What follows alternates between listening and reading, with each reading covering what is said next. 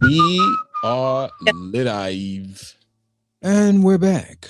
Sorry, ladies and gentlemen, we are testing this as we do it. You know, this is, I'm not going to say it's new for me or new for Obsession, but it's time restraints as well.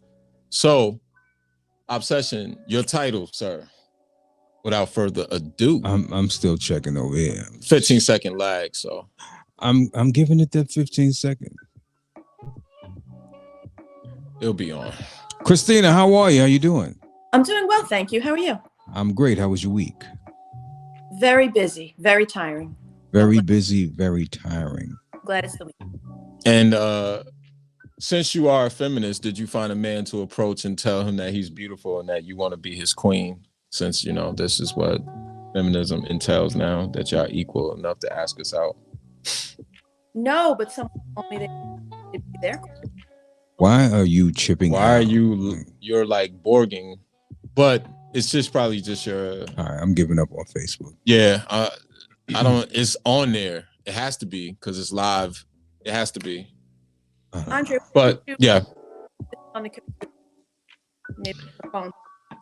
Well, look, take that link, and you can email it from your phone. Very good. Okay. There you go. And while you do that, and while you do that, then I'm gonna do my little monologue. Okay. Yeah. I gotta do my little monologue, man. There, so first of all, thank you to everyone that has texted me, called me, cursed me out. Everyone who loves Obsession, I love them too.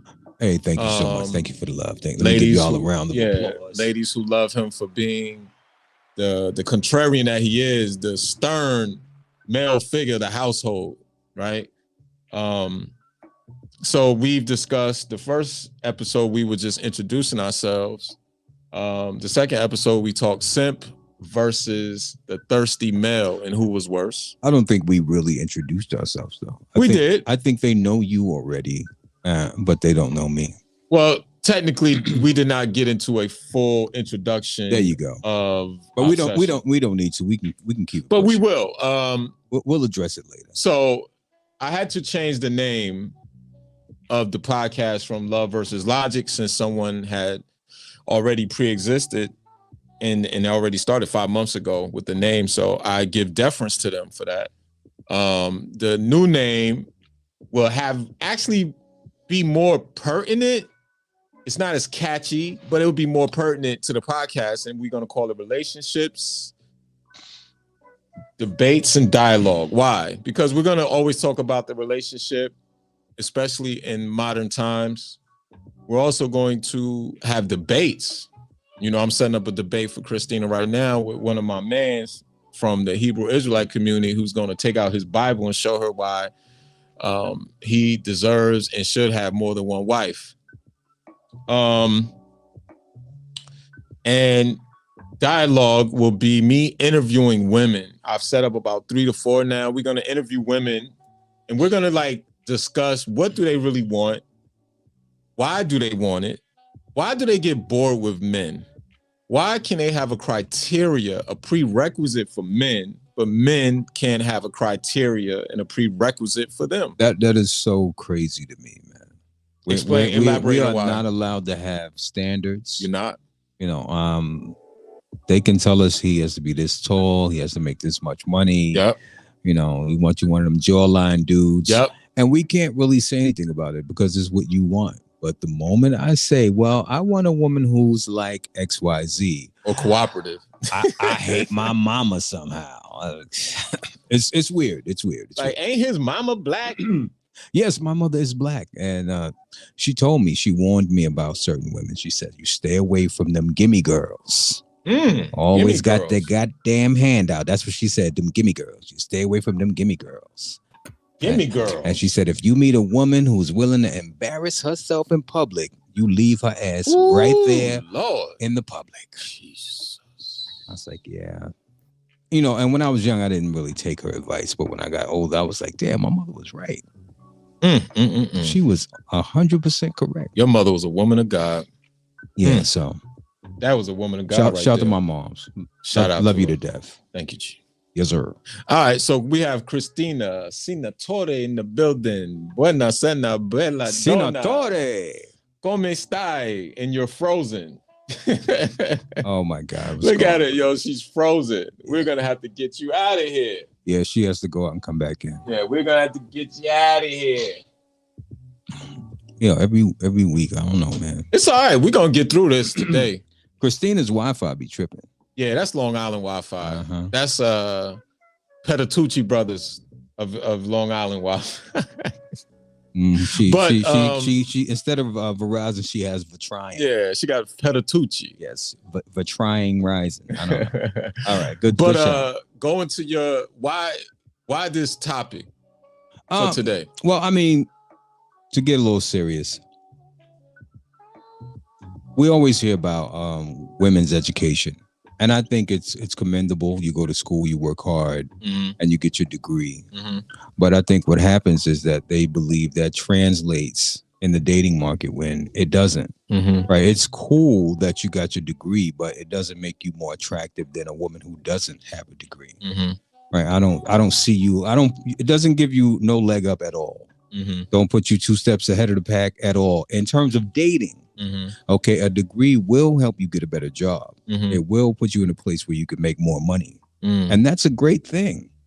But I think some women, not all, but some women believe that it actually bolsters their resume, so to speak, when it comes to the dating market. And it really doesn't. Do you think most instead of just saying some? Well, you know, I'm going to go out there and say most. Okay. Unfortunately, right? Here's the next thing too, right? Have you? I'm sure you have, but I'm gonna ask anyway. Go ahead. You've seen Star Wars? No, yo, to be honest with you, Star Wars is one of the movies that I never delved into, even though I should have. Okay, wow. Okay, so you never seen Star Wars? All right, cool. I'm glad I asked. Well, the weapon that they fight with, you know what that's called? No, it's like a laser sword, right? But they call it like a lightsaber, I believe. Yeah. I think it's called a lightsaber. I think I heard that term. Yeah, black women. And I'm saying black women because we deal with black women, right?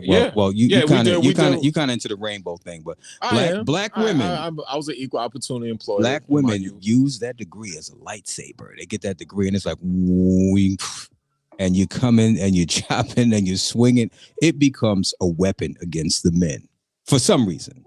I don't know why. It's like, I got this degree, I got that degree, I got this, and but you don't have to beat your man up with the fact that you got a master's in something or a BA or whatever the case is.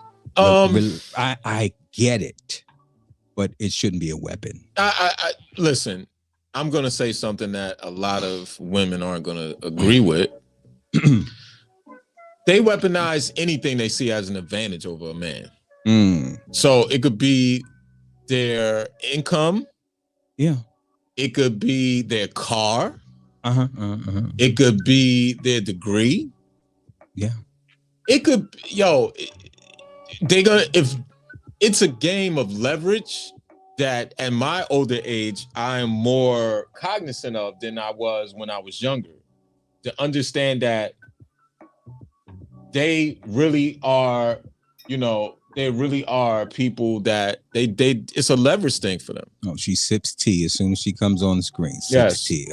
Sip your tea. And women will weaponize whatever they have or they perceive as an advantage over a man in a relationship. Am I not being able to get into this podcast on purpose? Because every time I come back in, there's woman bashing going on. Yeah, that's woman bashing. That's Petitucci Wi-Fi you have. We're bashing women now. We're bashing. That's a big word. Bashing. Yeah, we wouldn't have you on if we were bashing women. We're not bashing women. We're chastising. No, I'm just playing. But we're not bashing women. We're actually having a real conversation. No, now, you're actually giving your opinion of what you think and feel, which is valid. No, what we experience. Well, anecdotally and yes. from a level of just looking at a total deviation across everyone's experiences that we were talking about. See, all right, here's the thing. This is what I think. Women, for the most part, were told that go to school, get your education, get a good job, focus on that. Focus on getting as many degrees as you can, do your thing out here in the world. And on the surface, there's nothing wrong with that, right? That's good advice, right? Get a job, put yourself in position. The problem is they were also sold the lie that everything else would kind of fall into place. And that's where things go wrong, right? Because they didn't put any thought into a relationship, right? They were so focused on getting that degree that's where their mind was. I'm gonna get this degree. And even take it to Biggie, right? Because it was just in the culture. Biggie said in one of his songs, I believe "Sky's the Limit," he says, "I got to get my daughter that college plan so she don't need no man." Right? So it just comes back and forth to that.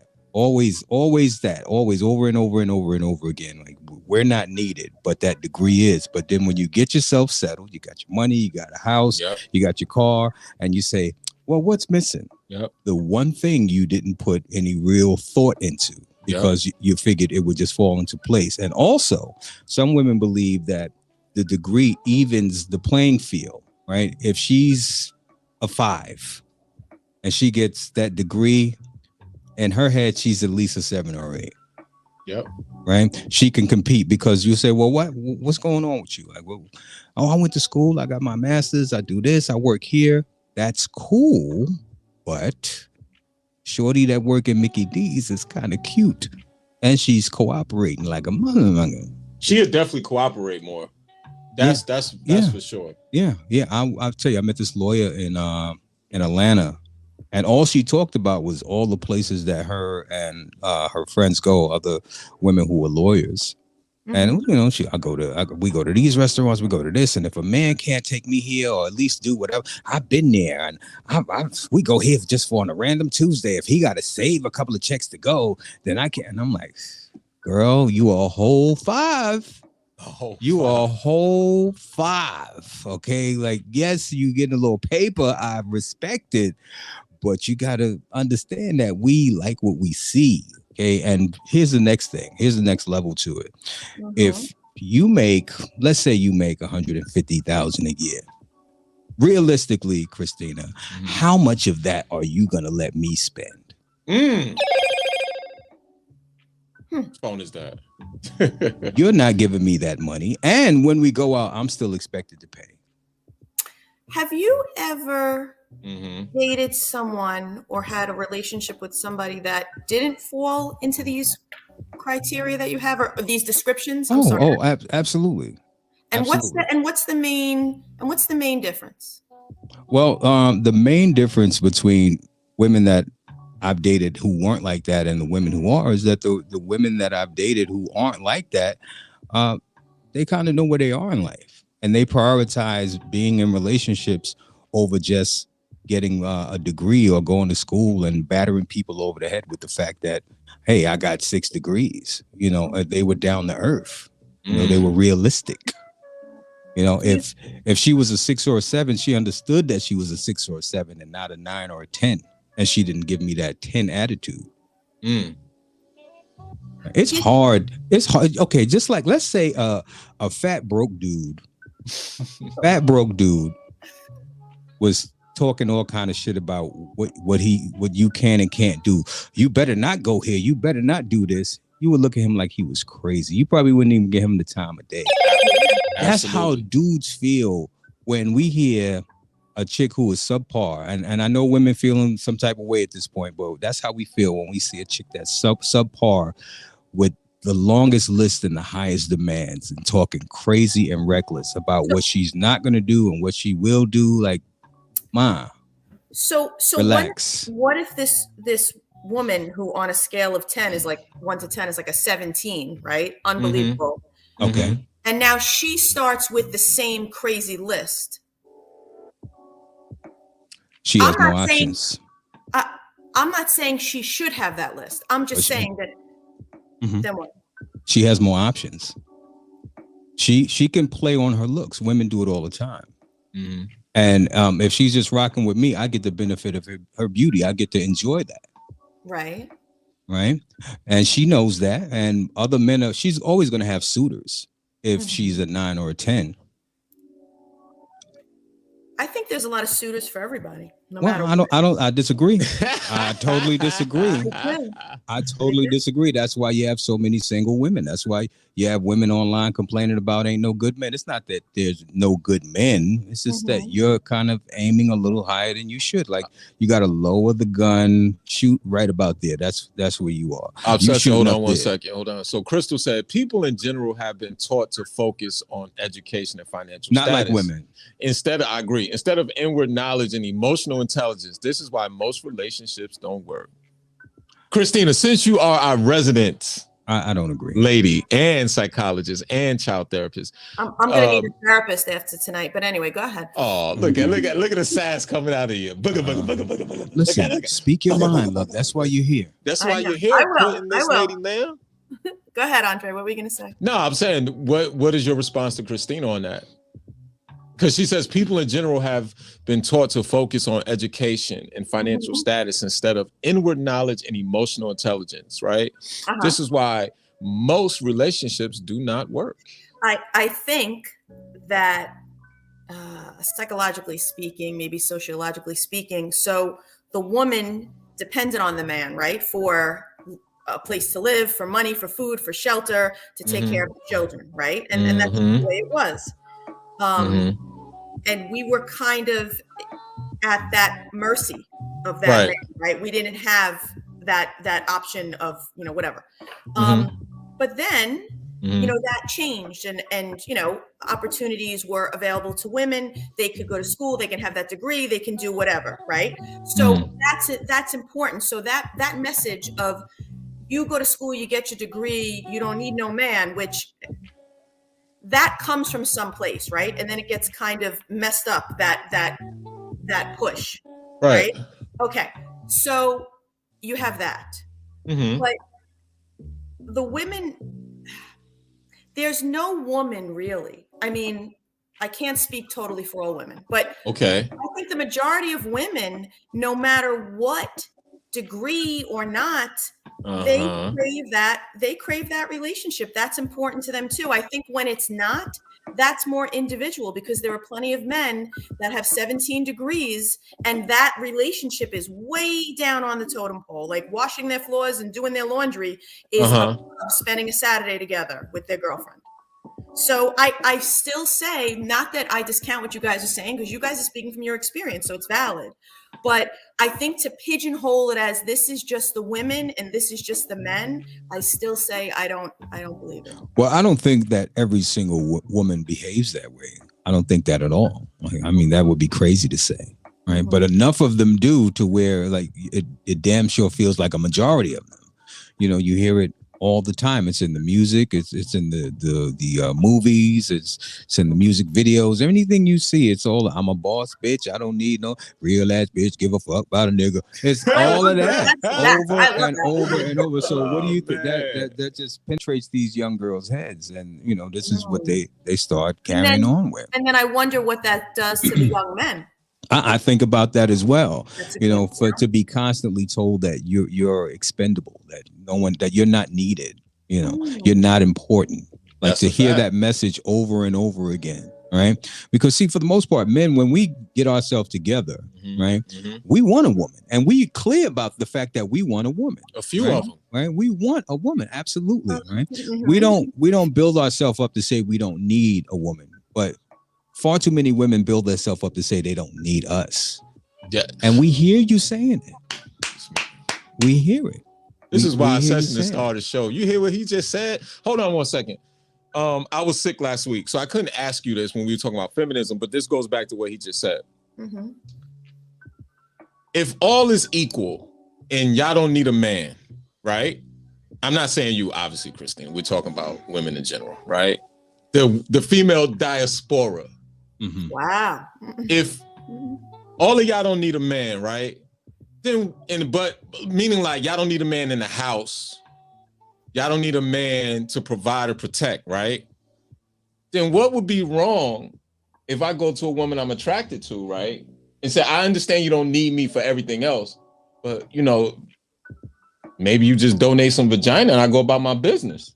Because if usually the medium of exchange is my provisions, my protection, my guidance for your womb. But Andre, I don't need any of that. But I'm a heterosexual female and I have needs. Now I understand women have toys and rabbits and bears and lions and tigers and oh my, I get all of that. There's no tigers. Okay, no tigers. But you still need the comfort of a man on that level, on that stimulation level, but minus the resources, minus the protection, minus the provision. Is that wrong for me then just to be like, yo, ma, I just think you're beautiful and I just want some cookies and vagina? Is that wrong? If you find somebody who wants to roll like that, then that's fine, as long as they're on the same. Well, I'm just saying, and we're talking about in the diaspora. If the woman, no, it's not fine. Is not right or it's not wrong? Right. No. But if it's not right, then why should like women like weaponize their accomplishments and say that they don't need a man? You're going into when I say I don't mean you, but when you're saying this, you're going into the relationship already ready to fight and ready to battle and ready to defend. She's borging. I'm gonna give you a chance. She done froze up. You're gonna froze up again. I'm gonna give you while you freezing up. I'm gonna say that you're absolutely wrong, because once again, women don't need men in this present day time, right? I have my resources. I have my poodle, my Shih Tzu, my Chow Chow. I have my car. I have my Chanel bag. Okay, I just think you're kind of cute, Andre. Right? Like, what is wrong? Do you understand where I'm coming from? Does that make sense to you? It makes sense. So what are you gonna do? Yeah, we're gonna. I just want to make sure that me and her got it. Yeah. But doesn't that make viable sense? It really does. Because it's like, yo, you don't need me for everything else. But obviously you still have needs outside of your toys at times. Then what's wrong with me just saying, hey, Mom, can we just get together? At some point, that role's gonna get boring. It's a chick right now like, no, it ain't. Right now, she's like, no, it's not. I know right now.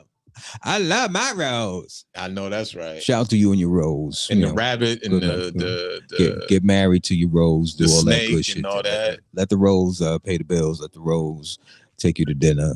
All that good shit. Yeah, I just feel like I'm in a different space of this. I'm in a different space of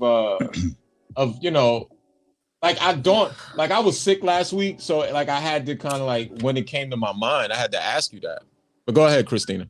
Okay, so I was thrown off, or there you go. Terrible Wi-Fi where I am. Anyway, it's okay. I think you're gonna find women that are these ways that you describe that are not so palatable, and then I think you're gonna find other women. But it's just, and if you keep finding the same type of woman, then maybe you have to look at where you're finding the women and where these women are. As me and you always talk about on the phone. I understand that there's two different Americas. There's the America that American-born blacks live in, and then there's just like the rest of America. And I understand that sometimes the culture eludes you, right?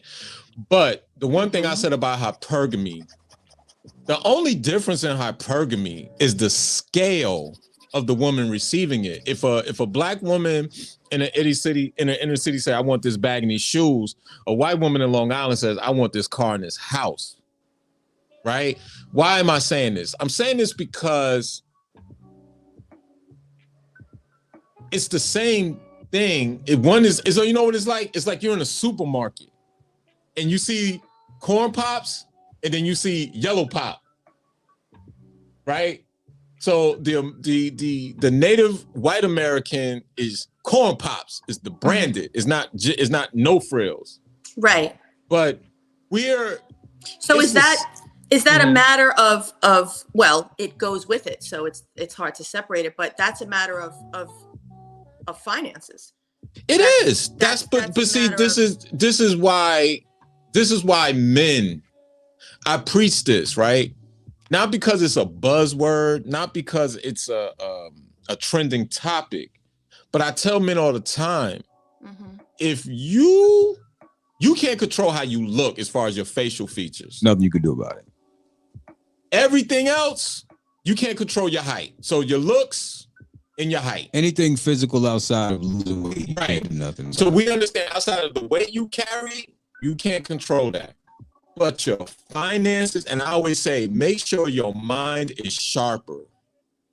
Because the one thing y'all do is, for some reason, when we, like the discussion we're having today, a woman will tiptoe around the tulips and act like she will not weaponize her education and her degree against a man. But if Christina right now went on a speed dating event, I've never done that. That would be so much fun. That would be so fun. We should put one together. We should put one together. That would be so much fun. If you went on a speed dating event and you were, let's just say hypothetically, rhetorically attracted to me in Obsession, and we both, so you sat with me first. Andre, what do you do for a living? I just say McDonald's. You're getting up. You jump to Obsession. Obsession, what do you do? McDonald's. You're getting up. You're not knowing if he's a franchisor. Right. District manager.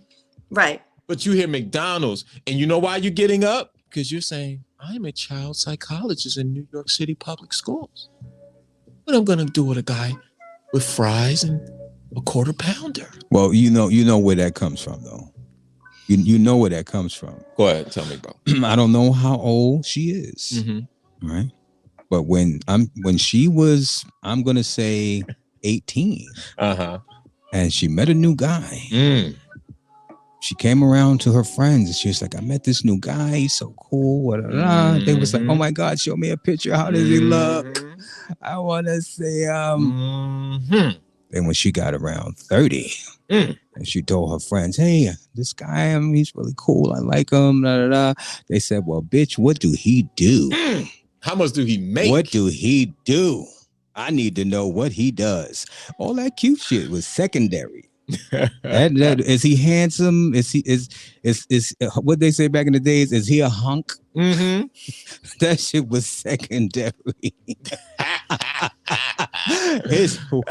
What does he do? So let me. Okay, so I have no problem telling Obsession I'm 53. Nothing wrong with that. And I wasn't asking, but thank you. No, that's okay. I tell. It's fine. Andre knows. So let me get this straight. You don't care, maybe men, right?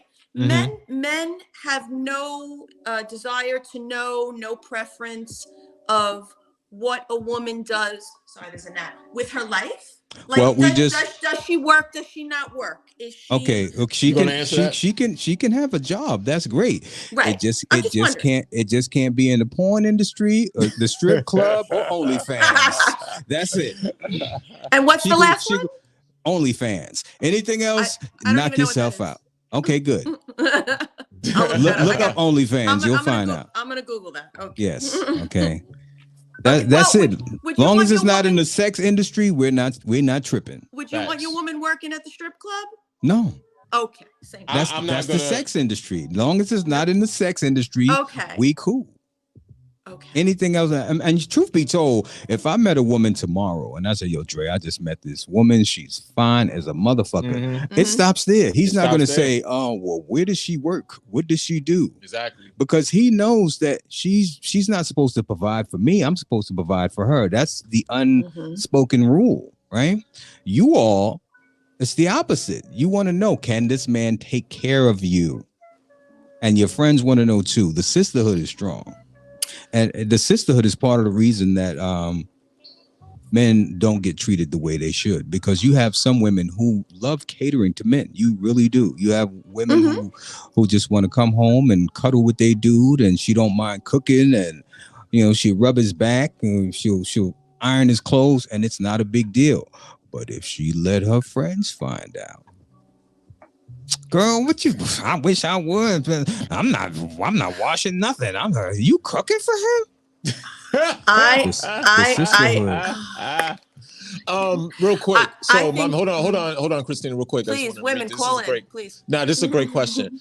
It says, what's your opinion on why average men in America making 40 to 50K a year aren't finding mates when 40 years ago, average men were able to build successful families? I'll answer that real quick for you, Ruel. It's my man from Igami Collection. Please check out Igami Collection. Great tailor-made suits and sport coats, man. That's my man.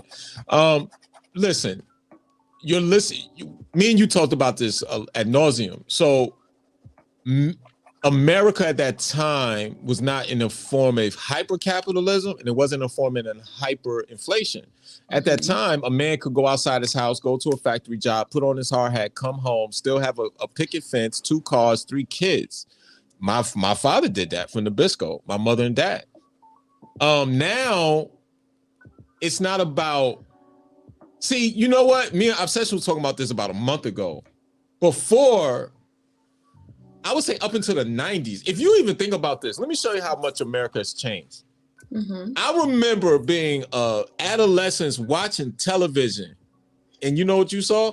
Calvin got a job at McDonald's. Yeah, I remember that commercial. And they start pop locking and dancing, right? Now you say you got a job at McDonald's. It's like, all right.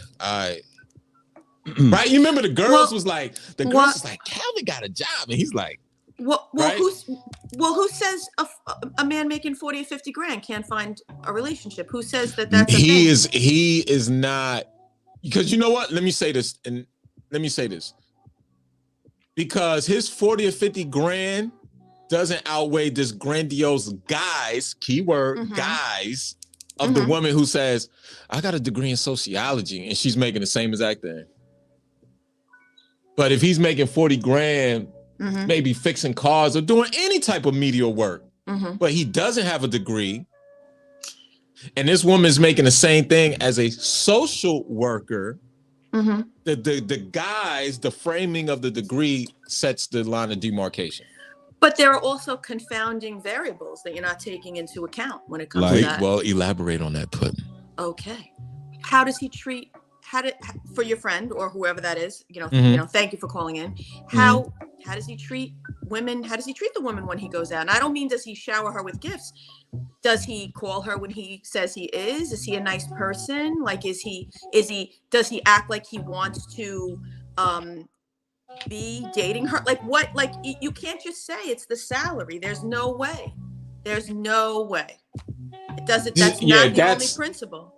Yeah, see, that's where you're... Because you could meet a man who has all the money in the world. If he is a rotten person, no, that's not going to work. He's a jerk. It's not. Listen, I love you like a play cousin, but you're somewhat out of touch when it comes to that, right? So you're not. So what about the women that I know, right? Okay, and know. And listen. I'm a white woman from the suburbs, from Long Island, subject to privilege that I didn't even know I had. Right? Correct. So until I knew I had it. All right, there you go. Right. So now I work, to be knowledgeable of that privilege all the time, and to do the right thing otherwise. So how come? So do I come from a community of color? And no, but I have some of my closest friends are Black, Latina, right? Strong women. Their career-wise, if they don't have a degree, they really should have like 2 MBAs based on all their experience they have. So these are smart, these are hardworking women who love to be with their men. And that relationship is just as important. Well, Christina, you have Nordreen, you have your sister, you have a lot of women in your toe. I have my Nordreen, Send them the link right now. Send one of your friends the link. Hold on. Because today the Lord has put a word on my heart. So we're going to send them the link. Because at the end of the day, you said something to me today, which I am humbled. You said, Andre, you're engaging. Yes. and you're somewhat of a conversationalist, right? But I know for me, that's only going to get me like a little bit in the door if I was still in that market. I disagree completely. And that's fine. But listen, there's not too many women in my culture, and I'm not speaking for me. I'm speaking for the average, let's say he has the makeup of me. So he was the average nerdy, average man, nerdy, not too handsome, not too, he's a C- on the report card, right? He doesn't stand a fighting a chance. We are in, let's take your universal box out, meaning you are in a special box. But the average man does not stand a fighting chance against the allure of these scammers, these fake get the bag Negroes, these thirsty Negroes, the beta males. We're up against everything. So it's like my intellect or thereof or lack thereof, my, if you want to say charm and my engaging behavior, that's not gonna close. That's really not going to, in today's market, it gets you somewhere. But listen, these women want to see tangible, like, yo, you gotta have it. But maybe with the women, men think they gotta have it, but the it is different. Like, well, give me some different it. What's different? Right? Okay. So a certain level of attraction, the not the 4 on the scale of the 1 to 10. That's so funny. I don't ever hear women saying that, but you guys do that scale thing. A certain physical type, right? A certain, and that doesn't mean women don't want that, but to men, visual beings, right? They want that. Are you cooking? Are you cleaning? Are you cooperating? Are you doing whatever? There are different things in the list. I think there are some things in the male and female list, and I hate to even say that, because what if you have 2 homosexual men? What if you have 2 lesbian women? So this is really listen, as I love you because you're educated, suited and booted, decorated, right? But you are speaking in a stream of consciousness. You are literally, what did I tell you this morning? Waffles and spaghetti versus spaghetti. Your mind right now is working like spaghetti. You're molding all of these ideas together like Play-Doh and going like this, poof, and throwing them against the wall. No. I'm actually taking all the spaghetti and trying to chop it up and put it in the waffle squares. That's okay. What I'm trying let's try then, because look, the bottom line is this. I think, like I say, I can't wait to see if one of your friends jump on, because what's going on. We'll see if she can come. Yeah, let's see if she come on, because she's from Queens, so she's gonna have a little. I just want her to be transparent enough to say, she will. Listen, me and my husband have a different relationship, but I know, Andre and DJ Obsession, that these women do weaponize their education, and the average guy doesn't stand a fighting chance when they're dealing with that. Now, this is where I disagree with Obsession. Obsession is one of his female archetypes that he loves is Claire Huxtable. Love her. But be that as it may, right? Obsession, he said, now mind you, his natural ambition of being a manly man is going to say, I want to put myself in a position to get a Claire Huxtable. But most men don't have that.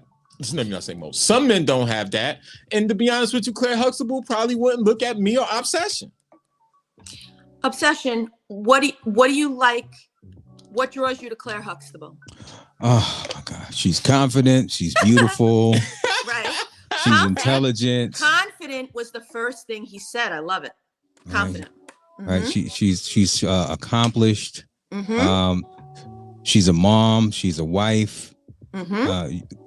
She was balanced. One didn't outweigh the next. It wasn't all about her being a lawyer. Yeah, I agree. I agree. It was everything. You didn't even say, and you didn't even put in that list, and she's cooking and ironing. Imagine that. Oh, okay. I forgot. And she's cooking and ironing. Yeah. Is that cool now? Maybe, I think the housekeeper was doing that. I think. No, but seriously, like I just really thought that she was just very balanced and I like all around Yes, if more women, if every man had a Claire Huxtable, there'd be less crime. Mm-hmm. Do you think I love that right there. Do you think that the men could be more balanced or no? Of course. See, now let's not get it twisted. I said this to Dre when we talked about Claire Huxtable. Right. She's married to a doctor, an accomplished man in his own right. Right. Nice. So that means I would have to qualify for a Claire Huxtable. I can't just show up and get a Claire Huxtable. Right. I have to be the best version of myself for a Claire Huxtable. But I respect that. Right. The pushback, like when it comes to men and women, is that they want a Heathcliff Huxtable, but they're not the best versions of themselves. And when you tell them, well, you need to be a Claire Huxtable to get a Heathcliff Huxtable, they say, well, fuck all that. I am fine the way I am, and I can get anybody, and it's just what it is. Yo, you gotta love it, man. You gotta love it. I know I need to qualify. If you tell a woman that, she's not trying to hear that.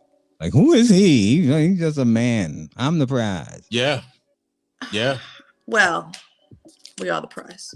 I hear you. And listen, I'm a feminist, right? So you are the prize. See, I like letting her speak, man, because when people say women don't say stuff like that, I'll just listen. Rewind the tape. Once again. Thank you, Obsession, for letting me speak. Thank you. I can't. Listen, I have no control over what you do. I have no physical control or no mental control over anything you do. Let's be clear. Right. No, well, I have no control over what a man does. You said thank you for letting you speak. That has nothing to do with me. I was being facetious. I know, I know, and I'm right there with you. Anyone who's watching the video, like it and share it to any other platforms. We want more men and women on this. Like the video, share the video. Obviously, this is our first time doing it formally on StreamYard. So, we're going to, trust me, I got a lot of dope ideas. Not ideas. I'm implementing a lot of dope stuff in the next few weeks. I'm doing something called True Confessions of a Scorned Woman. We're going to be interviewing these women. We're going to find out why can't they make up their mind. Why do they get bored with men? Why do they have this criteria and this prerequisites for men that men can't have for them? Which is fine. I'm a feminist. I don't fight women that whatever you want, you can have. You can have. I'm not going to tell you that what you can and can't have. If you feel that that's what you want to shoot for, hey, shoot for it. Yeah. So please like, share, because I'm actually creating a hypergamy Bible that I'm gonna have women swear on when they come into the studio. Hypergamy Bible. Yeah, right. I'm gonna have them swear on that Bible. To tell the truth and none but the whole truth. When I come into the studio eventually, I don't know if I'm swearing on that Bible. That's a little crazy. You got to, man. You're naturally a hypergamist. But the point that we're making is that, see, I'm kind of glad Obsession chose this topic, even though I know it is open. Good topic. It's open-ended. Women will not well, let me not say women. Most women will not concede to the fact that they weaponize education and degrees when it comes to that. But I have a question for you. You're now on trial. Oh, we got a caller. Thank you. No, that's not a call. I want to address when you're done. I want to address Obsession's original topic question because I have some thoughts about that. Which one? Like, does the degree make you more is it better for you to, does it give you more to meet, to be able to meet someone, to get a woman or whatever like that? Does it make a woman more valuable in the dating marketplace? You're talking about are you saying in terms of him? In terms of Obsession wanted, like, does having a degree make a man more marketable in the dating place? But maybe I misunderstood. Okay, well, we were talking about the topic was women, but if Obsession asked if it makes a man more or maybe desirable, having a degree in general. Of course it does. 100%. Of course it does, without a doubt. Of course it does. Women say that all the time. I can't find a man who I'm equally yoked with. He's not on my level. I have a master's in this and and I can't date a guy who just got a high school diploma. So absolutely. I was dating someone for a few years, very, very, very, very educated. Andre knows. Yeah. Without mentioning names. 3 masters and a doctorate. So I have my master's and I was in a doctoral program, but took a long time to get divorced. So I couldn't, I had to withdraw from the program. So that was always my thing. Like, I didn't get that doctorate. So I was kind of a little starstruck with that degree. Okay. So he was a very professional man, a lot of conversation, and it was really nice. And I was kind of in awe of that. But it's funny because things didn't work out. And when I was talking to a friend of mine who's a therapist, I said, well, he had 3 masters and a doctorate. She said, well, that should have been your first hint that it wasn't going to work.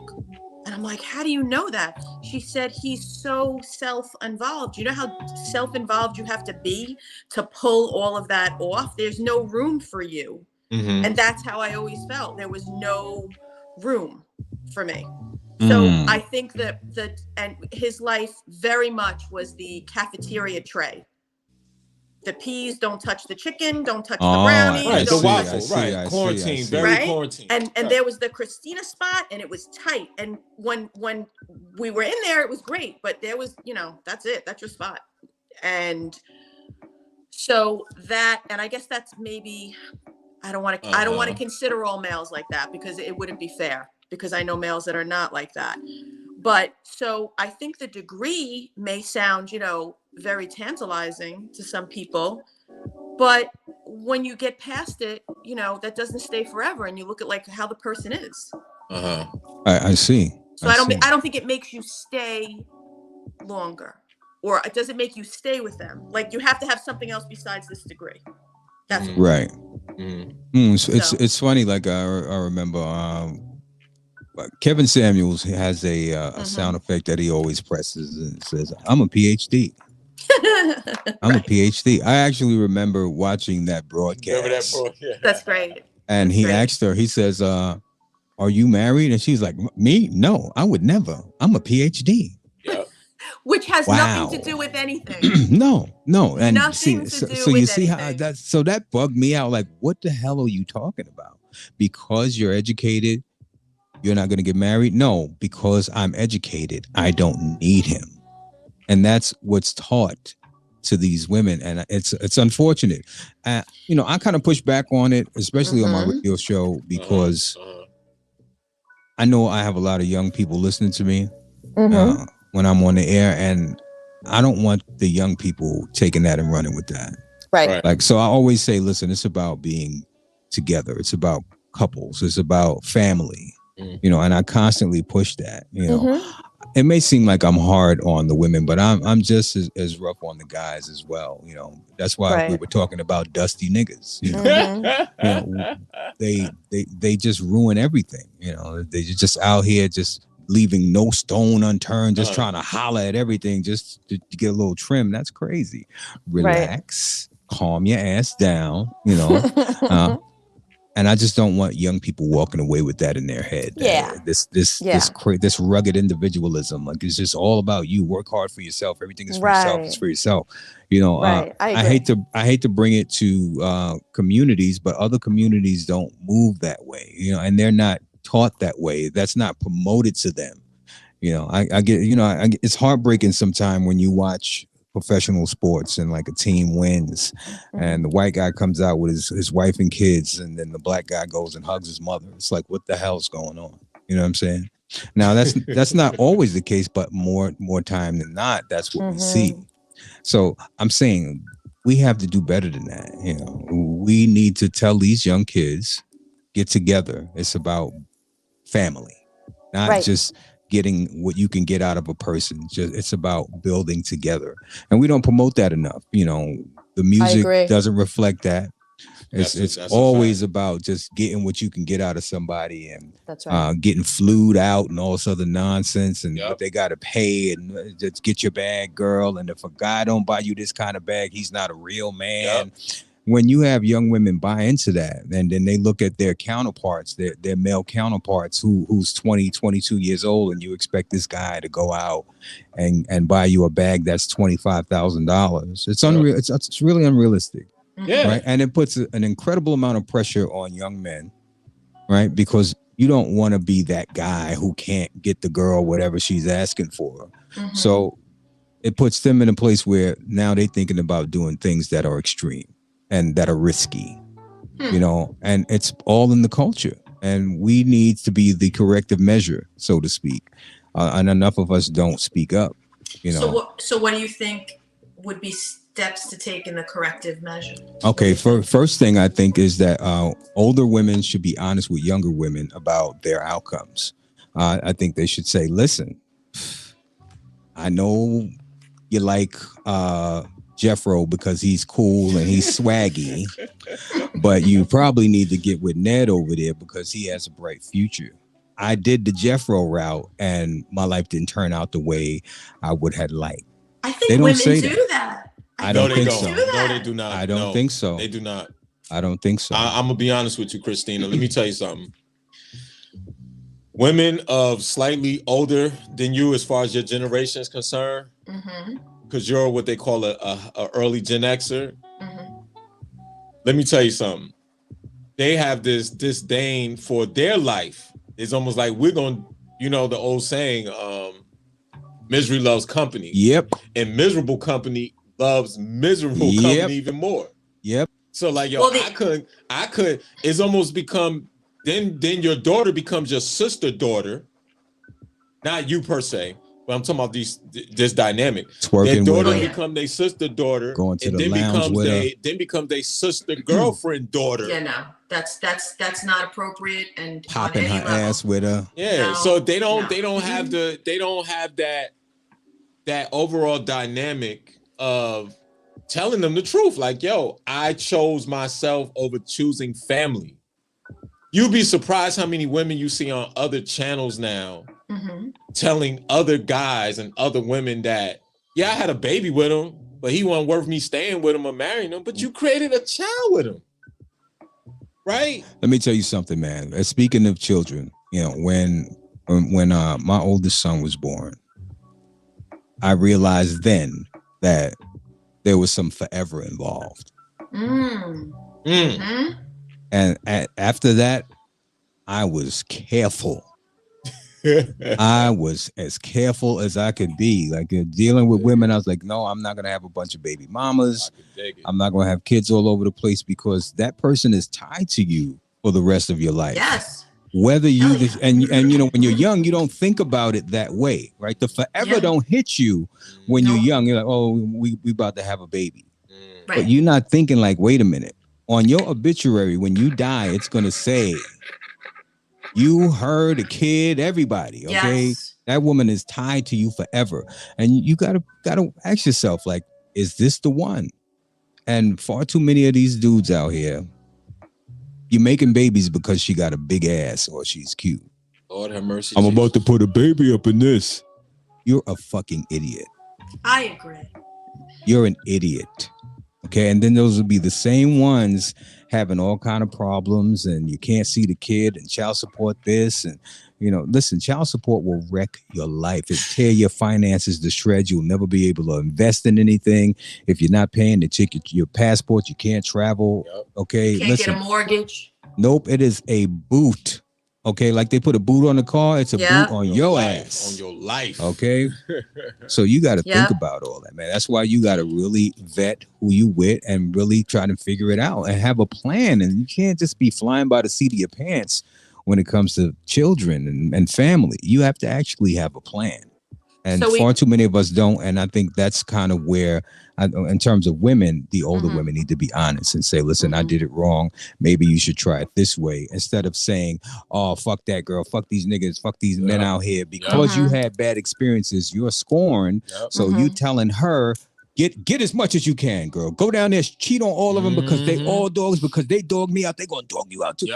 No, it's the men you chose. You didn't pick wisely. Now, maybe that's not everybody's story. I understand that. Right. But, you know, for the most part, it's not promoted that you should vet the men that you're looking for. It's just, it's kind of out there that they're not important. And you hear that over and over again. And if you keep telling these young girls that, then why? Just why would they take the time to pick a good one if you reinforcing the fact that it's really not that important? So who's gonna mentor and teach also the young men? Well, that's why we're here. That's why we're here right now. That's why we're calling out the dusty behavior. Right. That's why we're telling them that you can't do this. That's why we're here. It's up to us. Women, it's something that is very different, I believe, and if anybody has a different opinion, let me know. Something that is very different for men and women. Women are raised, maybe were raised more years ago, but still it exists with that fairy tale, right? That Prince Charming, that Disney kind of a thing. You know what I'm saying? Like what do all the princesses do? They look beautiful, when they wait. They wait to be saved. They wait to be married. They wait, and they're just, the man will come and and all this other stuff. So I think, I'm not a sociologist, but I think there's a big space between that and you don't need no man. Like somewhere it got twisted in between. Like you don't have to wait. Like you can still feed yourself. Like, you know what? Like I tell my daughter, I was and listen, I'm not crying the blues. I was divorced when my daughter was a baby, took a long time in court, $80 million in lawyer fees, whatever. And still, I'm not crying the blues, whatever. I had a family to go home to and all that good stuff. But I lost my train of thought. Because there's so much to say about that stuff. Spaghetti, right? No, you're right. You see that? Talk about Andre. You had a question for me, and I'll come back to that because you were going to ask me something. Listen, so my question was simple. You are once again a child therapist in New York City public schools. No, Long Island, not in the city. No, well, Long Island. Sorry about that. You're right. Yeah. You are a child therapist in Long Island public schools. You have an outreach. Yes. Which is obviously that's philanthropic. That's admirable, right? That's, you're giving back. Outside of the guy that me and you were talking about, the guy you used to date, who I don't give him credit for being an intellectual. I call him a one-trick pony. Yes. But when it comes to just an average guy, what? Because don't forget, I can't date the janitor, right? I can't date the janitor. So you now get a chance to explain why you can't date, why you said to me and Rockmar, you can't date the janitor. So I think I fall into, in my head, I fell into a stereotype. Okay. Which isn't a great thing. But I have accountability, right? And I admit myself, good, bad, or different. So if I'm postmasters educated, right? Okay. All right. It doesn't mean I'm better than anybody else. Doesn't even mean I'm smarter than anybody else. It just means that was the direction I went. Right. So I want to be able, right? For me to be able to interact verbally, intellectually with someone is an important part of what I'm looking for in a partner, right? A husband, a boyfriend, whatever. And you have to be able to be even on some playing field, not one higher, lower, but just have a commonality, right? Stuff in common. Okay. Equally yoked. Class. Right. But it doesn't mean the person is, listen, I work in a school, right? So I've known many people in that field. They're awesome men. Okay. I just feel that, you have to be able to converse with people. I have certain passions, right? It's just like for me, like I'm not going to go date someone who's a heavy duty Trump supporter because we will not jive. Right. That's I mean, obviously that are under it. Yeah, that's obviously that's different, right? We get that. Shout to Trump. No, it's not. Trump, yeah, right. No, I'm not down. I'll just play. I know you ain't. That's ridiculous. Just trolling. No, not shouting. But you have to be able to have some core whatever. You know what? Maybe I'll be lucky enough to meet someone who's a janitor who I feel would be caring and all that good stuff. I don't know.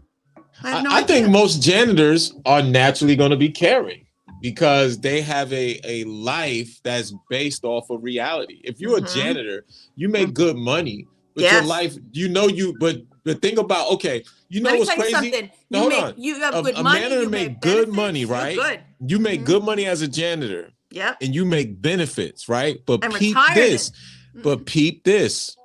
What he has to see, smell, and do every day to get that money will keep him at a certain humility level that most women who has that, once again, the sociology degree, this degree, that they're behind a desk, so they ain't got to sweep up the vomit. Yeah. It's like 70,000 blue collar versus 70,000 white collar. Right.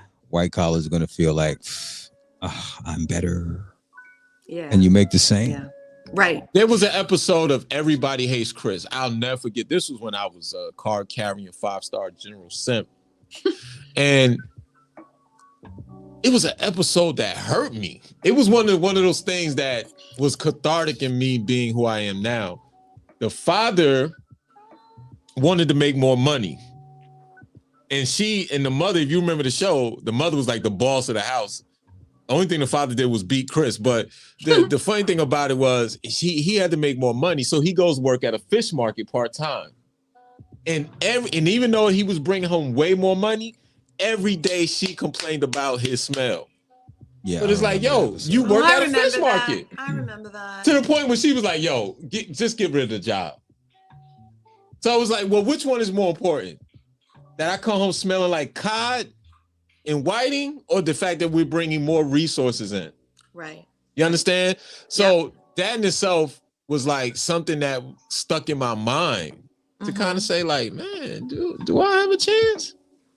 Something I wanted, this is what I forgot what I was going to say. So when I separated, when my daughter was younger, she grew up, and I always tried to put it in her head that, you want to have, it's true. And you guys can tell me what you think this is.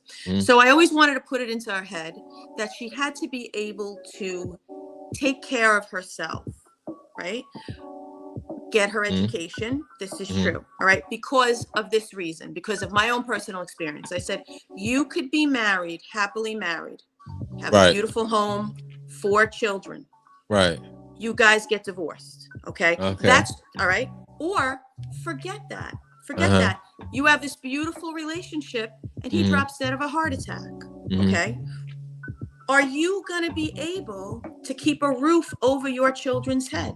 Are you going to be able to still feed them? Or are you going to be in a shelter? Or you got to move in with me? When I was separated, I had to go back home. If I didn't have my parents, if I didn't have my mom, I might have stayed in an abusive relationship. I wouldn't have known where to go. So I tell my daughter, you have to take care of yourself, not because you don't need a man, you don't need marriage, you don't need a relationship, but you need to be able to eat. You want to be able to still have your bed in your house.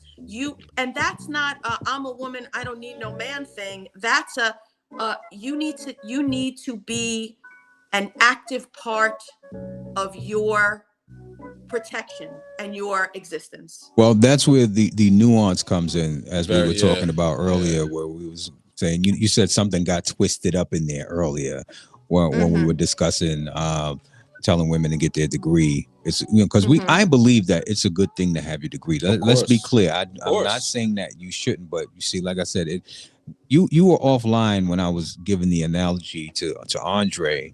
I'm sure you saw Star Wars, right? Yes. Okay, and the lightsaber, that's how some women use that degree. It's like, and they just they come charging and swinging it at you. So instead of it being something, an asset for both of you to benefit from, it becomes a weapon, her weapon of choice to beat you about the head anytime she get ready. And therein lies the problem. So what you're saying is right. Like, your daughter should be able to support herself just in case anything goes wrong. You know, she has a plan B. She's not gonna she has die a out backing. there and, she has a backing. starve, and she's not gonna end up in a shelter. She'll be able to get be gainfully employed and everything else. That's great. You know, you didn't tell her that she does get it so you don't need him. You said get it in case he's not there. That's the difference. That little subtle switch. And get it because you're your own human.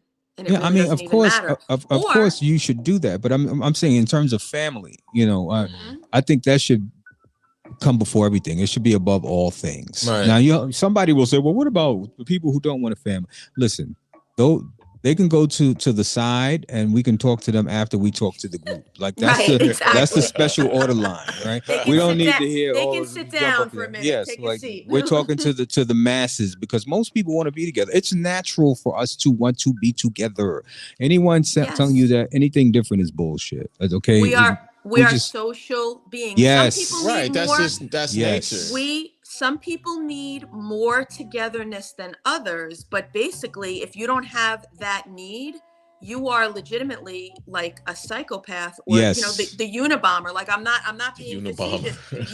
If you don't have that, and like I said, some people have more than others, right? Yes. But as you are human, you are a social being. Look at everyone got, you know, look at everything that's happened with COVID, with isolation and not having that social contact, and then everything goes online, and then it's even crazier socially because COVID changed the game. People now have to relearn how to socialize. I agree with that. Yeah, they don't have those skills. I'm gonna say this. Also, COVID shook some of those people up who every week it was brunch and girls' night out and running town. Like it shook them up because that circle that they had, like that support group that they was rolling with, it wasn't there. You know, and then you know when you're isolated, right, or you're not right. Your only audience, and I don't mean like, of course you can FaceTime or Zoom or talk to me, whatever. I don't mean totally isolated, but that human contact. When you're isolated and your social experience changes, the main audience you have for your ideas and your thoughts is just you. And if you're feeling off or duressed or stressed, you are going to be making poor assumptions. I believe that a lot of, and listen, I'm not saying there aren't nefarious things out there and conspiracy theorists, but a lot of the crazy theories I feel come from people looking for comfort and explanation, and they kind of used facts or things they saw backwards, because you have to create something. You know, how could this be? Well, it must be that, whatever. You know, like someone told me, oh, but we're staying inside because they're building all the 5G towers. I'm like, yeah, but don't you look out the window? Wouldn't you see that? Like, that's crazy. Like, where are these 5G towers? Yeah, well, that's when I first met Andre. Remember? That's right. But see, that's the look. The idle mind is the devil's playground. Absolutely. And at the end of the day, I had to, like, if I had $1 for every conspiracy theory we heard during the last 2 years, like, we'd all be rich. But the one thing you learn is you kind of got to let people go through this stage of like exploration and just like, because the one thing you learn with all these conspiracy theories, if you're an apartment, your rent due on the first. If you own a mortgage, it's due, and if you own the house, then it's every quarter.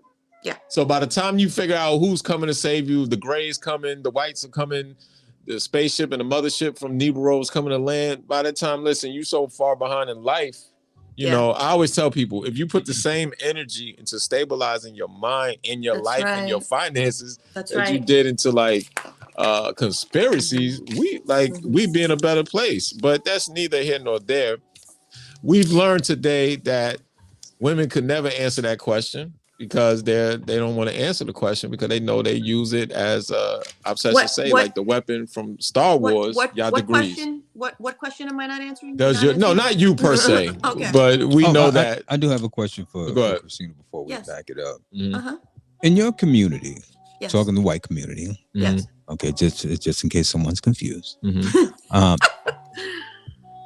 When you go to college, is it promoted in your community for you to try and find your future husband while you're in college? Be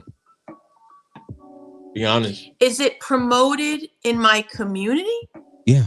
Like in my home community or no, white people, community? period. In the white community, / Italian, right? Find your husband in college. Right.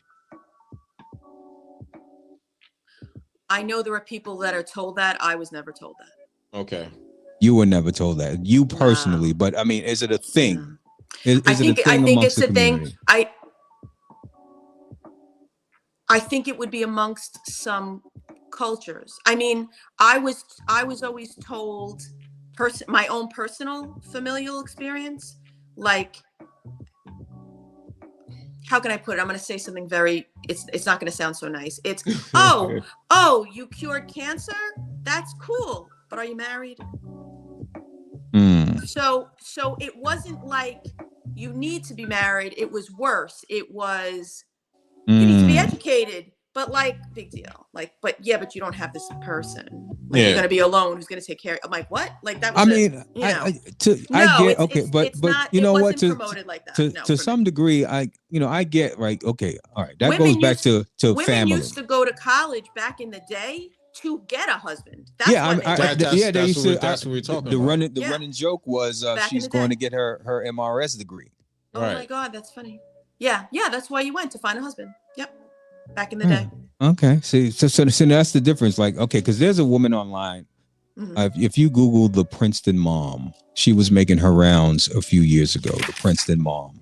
Okay. And she was basically saying the same thing, that women need to go to college and find their husband in college. And she was saying, especially if you're in a top tier school, like, these are the men that's going to be the movers and shakers of the world. If you're lucky enough to go to Yale or Harvard or Princeton, you should be focused like a laser in finding your mate, because you're going to put yourself in a better position. If you let those guys get out of there and go into the world, what are the odds that you're going to run into somebody? You have a plethora of them right around you. Okay, why not grab onto one? Try to pick the best one you can. That's horrible advice for a woman. Okay. The Princeton mom. Horrible advice. Well, I want you to look her up. Because what about how is a woman going to be the best person she can be in a relationship if all her focus was on finding the man? Who is she? Okay, well, I think you can be the best person in a relationship and also pick wisely when it comes to mating. I mean, yes, the can problem still be the best you are. Both. Right. People I mean, aren't doing both. I agree with that. And that's kind of that's kind of like why we're here. Yeah. Yes. They're not doing both. I wish someone would have said that to me. Like, besides the fact of you becoming self-actualized, like, don't forget, this might be a nice dating pool. I didn't even think of that. I'm surprised you never heard that. I remember being at FIT, and let me tell you something. When I went to college at FIT, which obviously we know it's a fashion school, but it was still a school of liberal arts. All of those white girls was like, my dad told me, don't you better not graduate with an associate's before you come back with a husband. Well, I mean, college, you see how it go. In the first 2 years, you're out there having a great time. You're just living your life. By the time junior year roll around, everybody's going steady. Right? And then the senior year, that's who you with, and then that's the end of it. I think it's different from the white community and black communities. I think it's a party from the time they get there till the time they leave. Right. Unfortunately. Right. And then they party until they're 35, and then they turn around and jump on some panel saying, well, the good men, you left them behind you. I think people too, when I'm processing what you were saying when you're, when different things that women tell you, I think everyone's on the defense really hard. Yeah, I when agree. they come in. It's like they're on a speed dating date, but they're not on the date speed dating. It's like they got to get that all. It's like verbal vomit. Like they just got to put that all. Verbal vomit. That's what it's called. Like it's like just stop talking. Like just you know what I'm saying. Just listen to the other person. And everyone's been so scorned. It's like they want to put it out there. Like you're not going to scorn me this time. And other person's like, I wasn't even trying. Like, what do you? So it comes off as hostile. It seems very hostile to me. I just pulled it up. I want you to look up the Princeton mom. I will. She was on CNN. Yeah, the clip is about. It's not even long. It's like three minutes. And were the newscasters like, really? Like, don't you want to promote like women, like their own strengths? Also? Yeah, they talked about all of that. But I mean, okay, cool. She gave her reasoning. I want you to check it out, and next week you can tell me what you thought. Meanwhile, the Princeton mom is making her own way, being the Princeton mom, and preaching the opposite. Right? Well, Mo, thanks for sharing the show, Mo. I don't really know. Thanks for sharing the show. I'll look into it. Check it out. Okay, listen, so that's the net of it. Christina, we love you like a play cousin. You know, you're looking good tonight, like a pancake stack with a butter square on top. But wow. But okay. All right. Taking me back to Chili Willy. You know what I'm saying? You know, if we was down south, I'd take you out on a date and Jim Crow South to the Chitlin Shack. But But listen, listen, and just for the record, Andre, I would, when we first met, you said that you were in that forum as an experiment, where you were. I did say that 100%, and you were taking data. I totally was. I wanted to date, so I'm like, all right, he's not here to date, so But listen, the Lord's work will be done. But all right, that sounds starting to get personal. No. That's not what I'm saying is that's not. He's starting to get personal. Listen, don't hold on for a second, man. Let the crowd hear what I got to say. Yes. But listen, what I'm saying is that look, at the end of the day, I know me and Obsession don't have a problem with it because we understand how hypergamy works. And we understand that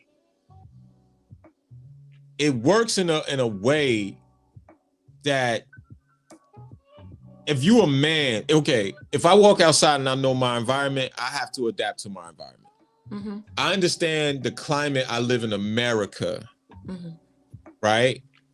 And I understand that, okay, now I don't have the woman that's looking for me to be Archie Bunker, right? And if I am Archie Bunker, like you said, I got to have something dynamic to keep that said person, right? Point I'm making is that the reason why most women won't admit that they weaponize their education and their degree, right, is because they know that they do. And they know that it's like a taboo to say it, but in the dating market, it's like, yeah, well, you're a garbage man. I've graduated from Oxford. It's like, all right, Mom, but who's gonna protect you when that rat come out the hole? What do he do? Right. What do he do? And like I said, I have no problem with it, right? Because like I said, with me, no woman's hypergamy will ever outmatch my ambition. Right? Like I literally want to be like sitting on the highest skyscraper in Hong Kong, dangling my legs, looking down at the world like I'm chilling. Like that's how much I want, right? And I get that some men aren't like that. But yeah, women weaponize their education, women weaponize their degree. It is like, yo, I ain't gotta listen to you. I ain't. So maybe next week we can talk about if men weaponize anything. We know because we live in a gynocracy. What can we weapon? Especially, okay, let me say something, and then I don't know if Obsession want to agree with this topic for next week or even yourself, right? Listen, we live in a matriarchal society, but black men in this matriarchal society are not patriarch. We live in a patriarchal society, but we have no patriarchal advantage as black men. Am I wrong about that? Obsession? No, you're not wrong. Exactly. So we don't even have in society or with a woman? In society. Black men are not, we're the only ones excluded from this patriarchal structure. Because of the color of your skin. Because of our lack of agency, lack of wealth, lack of nepotism, right? Listen, I heard a joke when I used to visit my mother's father, Frank Williams, right? And I told you this before. I remember he used to sell corn liquor, and all these guys was on the porch. And one dude said, what is the two least words a black man will say to another black man and another black man will hear from another black man? What are the two least words? And I was like, what's that? He said, you're hired. Do you know how powerful that is? It's fucked up. It is. But it's the reality, right? How often can I put my suit on and go to a job and see somebody my hue and my dynamic and say, hey, you know you got the job. Go, where we go? Hey, you watching the game tonight? All right. No. I will call you back. The point I'm making is we don't have that. Last hired, first fired, least paid.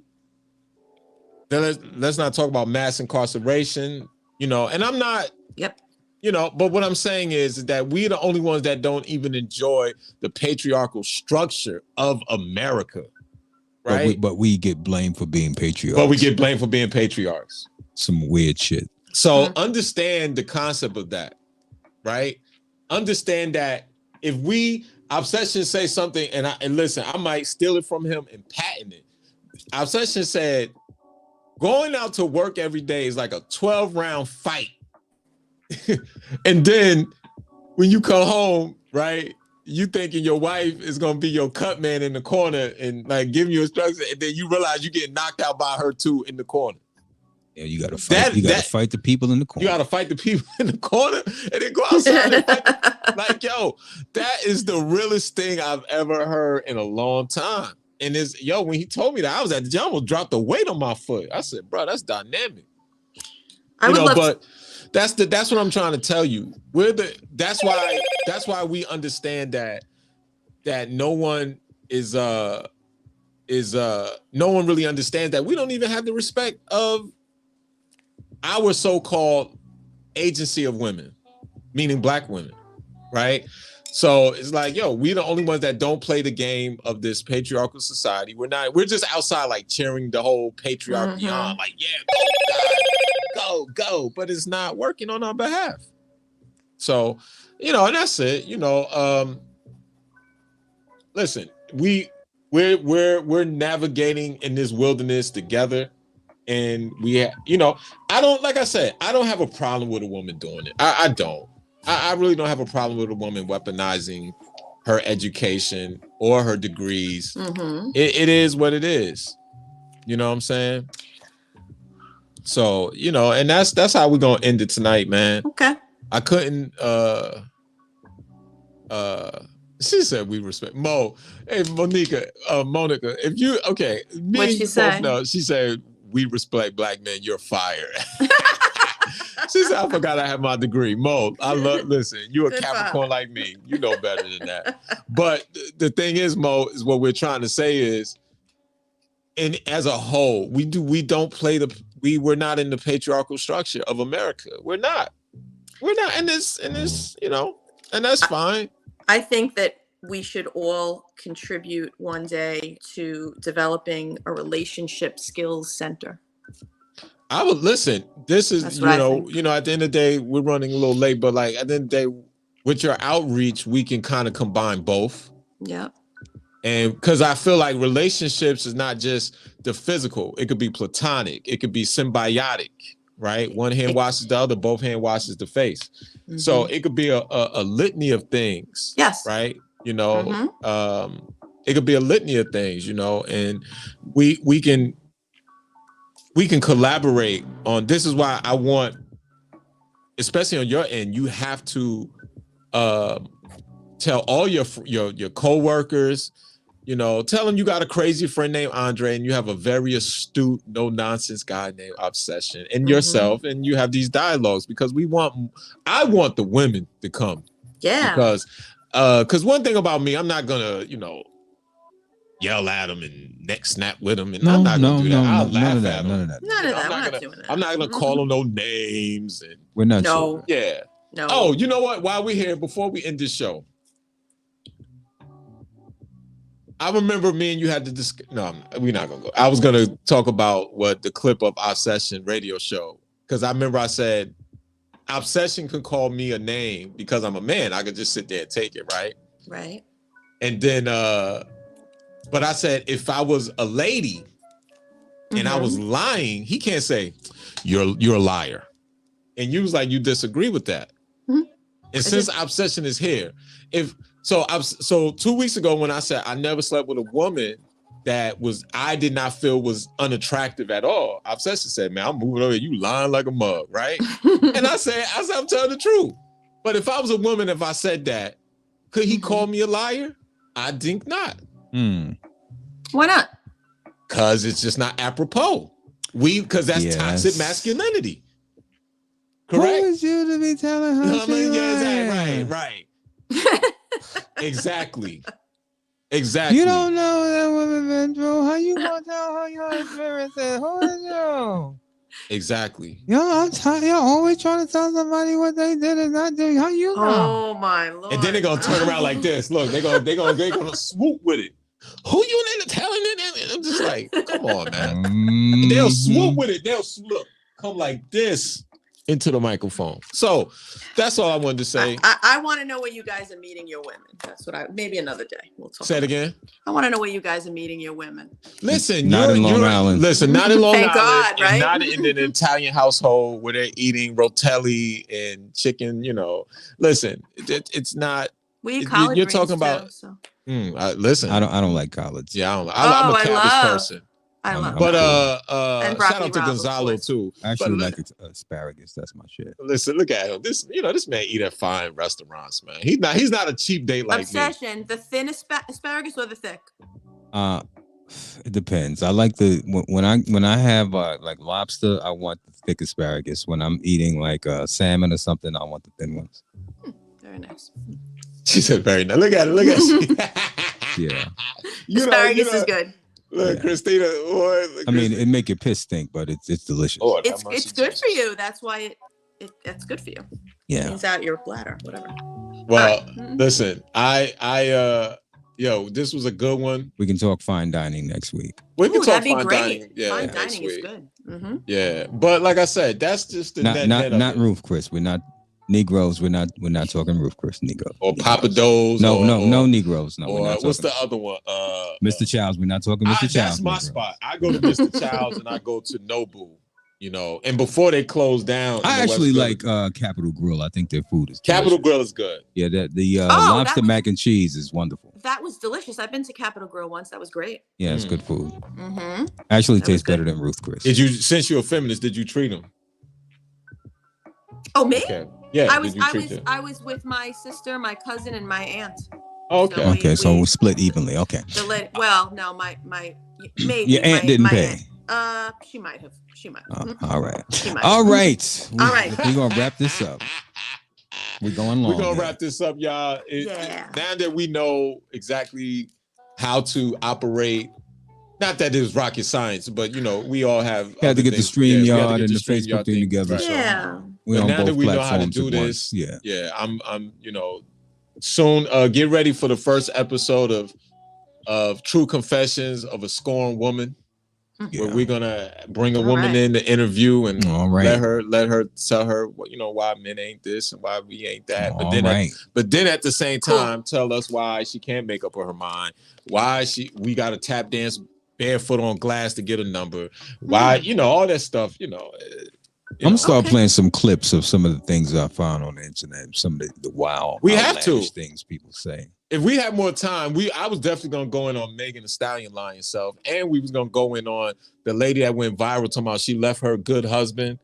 You know what? Y'all could talk about that. I don't look at he's no nonsense guy. I don't even give a damn. She's a non-factor. Oh, wow. Okay. She's a non-factor. But yeah, so thank you everyone for watching, and we will hopefully be back next Saturday. Yeah. And I will be doing the Lord's work next Saturday again. You want to pick the topic again? No. I don't want to hog it. We can let Christina pick it. Christina, do you have a topic? But it has to be about you ladies. No, I'm just playing. Go ahead. I'm just playing. Do I have a topic?